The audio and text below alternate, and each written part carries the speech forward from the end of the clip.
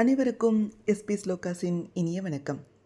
ஆடி கிருத்திகை விரதம், அதாவது கிருத்திகை நட்சத்திரத்தன்னைக்கு விரதம் இருந்து முருகனை வழிபடுறவங்க இன்னல்கள் அனைத்தும் நீங்கி வாழ்வில் சகல செல்வங்களும் பெற்று வாழ்வாங்கன்னு சிவபெருமானை ஆசீர்வதிச்சிருக்காரு. கார்த்திகை விரதத்தை ஏன் கடைபிடிக்கணும், எப்படி கடைபிடிக்கணும், எதற்காக கடைபிடிச்சாங்க, அந்த விரதம் இருந்து யாருக்கு என்ன நன்மை கிடைச்சது அப்படிங்கிறதையும் இந்த பதிவில் நாம் பார்க்கலாம்.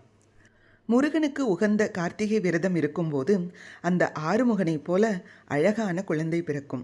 கிருத்திகை நட்சத்திரத்தில் விரதம் இருந்து தானம் செய்கிற எஜமானனும் அவன் வம்ச பரம்பரையினர்களும் அளவற்ற நன்மைகளை அடைவாங்கன்னு புராணங்கள் சொல்லுது. செவ்வாய் கிரகத்தால் ஏற்படுற திருமண தடை, செவ்வாய் தோஷ தடை, கர்ம புத்திர தோஷம், மனை சொத்து வழக்கில் பிரச்சனைகள் இருக்கிறவங்க, சகோதரர்களால் சங்கடங்கள் ஏற்பட்டவங்க, செவ்வாய் திசையால் பாதிக்கப்பட்டவங்க ஆடி கிருத்திகை தினத்தில் முருகனை நினச்சி வழிபடும்போது, விரதம் இருக்கும்போது நம்ம கவலைகளும் பிரச்சனைகளும் நீங்கிறதோட வாழ்வில் மகிழ்ச்சியும் உண்டாகும். ஏன் இந்த விரதம் இவ்வளோ சக்தி வாய்ந்தது அப்படின்னா, மனித உடலில் இருக்கிற 7 சக்கரங்களான மூலாதாரம், சுவாதிஷ்டானம், மணிபூரகம், அநாதகம், விசுத்தி, ஆக்ஞா, சஹஸ்ராரா இவை எல்லாமே பல அபூர்வ சக்திகளை எழுப்பக்கூடியவை. பல அற்புதங்கள் செய்பவர்கள் உடல்ல இந்த குறிப்பிட்ட சக்கரங்களில் ஒன்று வேலை செய்கிறதால் தான் சாதிக்க முடியுது அவங்களால.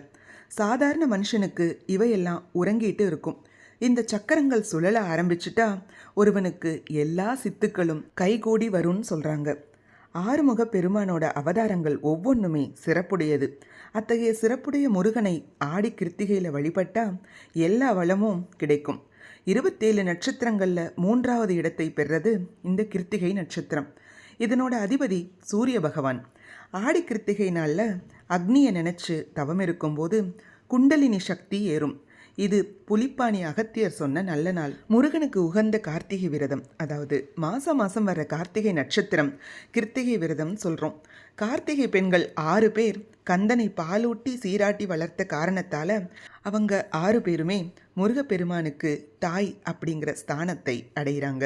கிருத்திகை நட்சத்திரத்தன்னைக்கு விரதம் இருந்து முருகனை வழிபடுறவங்க இன்னல்கள் அனைத்தும் நீங்கி வாழ்வில் சகல செல்வங்களும் பெற்று வாழ்வார்கள் அப்படின்னு சிவபெருமானே ஆசீர்வதிச்சிருக்காரு. கார்த்திகை விரத சிறப்புகள் என்னென்னு பார்க்கலாம். சிவன் அளித்த வரத்தின்படி இந்த கார்த்திகை நட்சத்திரம் வர்ற நன்னாளில் விரதம் இருந்து முருகனை வணங்கினா அறிவு, செல்வம், நீண்ட ஆயுள், நிம்மதியான வாழ்க்கை, குணமுள்ள குழந்தைகள் கிடைப்பாங்க.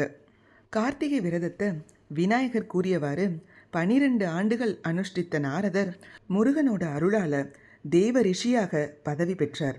பகீரதன், திரிசங்கு, அரிச்சந்திரன் இவங்க எல்லாருமே பேரரசர்கள் ஆனார்கள் அப்படிங்கிறது புராணம்.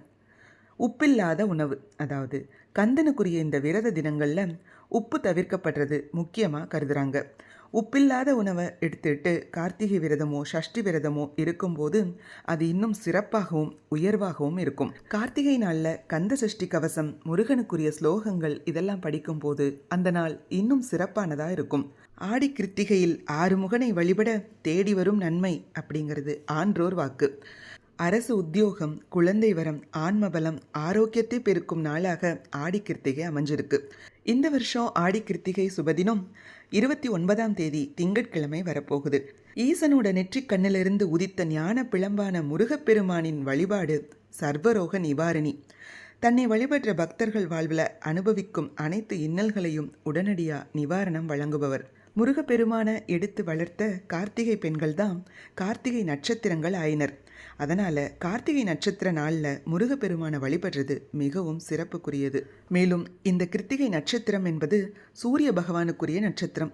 சூரியன் கால புருஷ பூர்வ புண்ணிய ஸ்தான அதிபதிங்கிறதுனால அன்றைய தினம் காவடி எடுத்து பாலாபிஷேகம் செஞ்சு செந்திலாண்டவனை வணங்குறதால கர்ம வினையால் தடைபடுற புத்திர பிராப்தம், திருமணம், தொழில், வீடு, வாகன யோகம், நோய் நிவாரணம், புத்தி கூர்மை போன்ற எண்ணிலடங்கா சுப பலன்கள் நமக்கு பெருகும்.